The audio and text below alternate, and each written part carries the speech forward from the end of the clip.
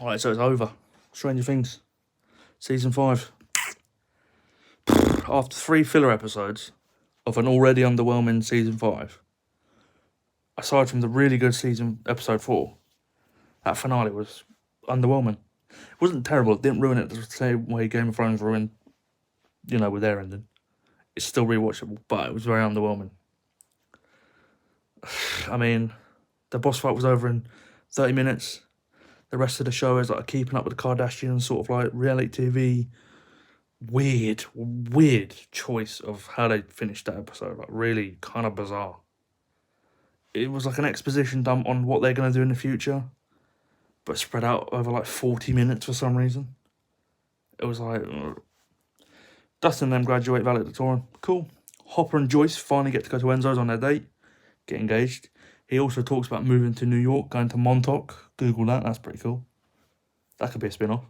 It probably won't be, but it could be.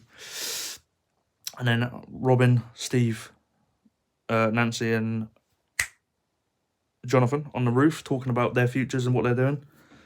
And, Nancy dropping out of Emerson, doing her thing, Robin doing her thing, Steve doing his thing.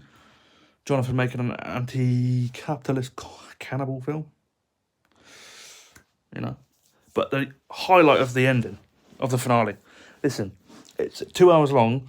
The build-up of the whole 5 seasons is over in 30 minutes. There's no danger, nothing happens. The only person that dies is one person everyone wanted to die and knew would die, which is Callie. But I'm going to get to that in a minute.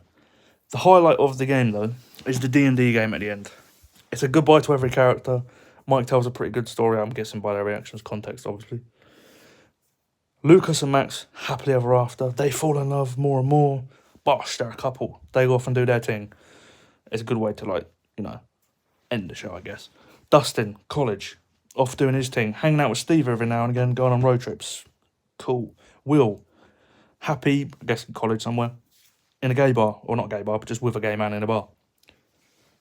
I guess that does technically make it a gay bar, fuck it. Mike, doing his thing, telling stories. But the ending is that Mike shares his theory that Callie stayed alive in the Upside Down enough so that when 11 comes out and all the machines are pointing at her, Callie could shield her so she could escape, go invisible, because obviously the things and machines are on, so she couldn't use her powers. And she goes off and lives on her own in Iceland or somewhere. I think that is a decent ending. It leaves it open to interpretation. She could be alive, she could be dead. It wasn't bad. It was underwhelming, but it wasn't terrible.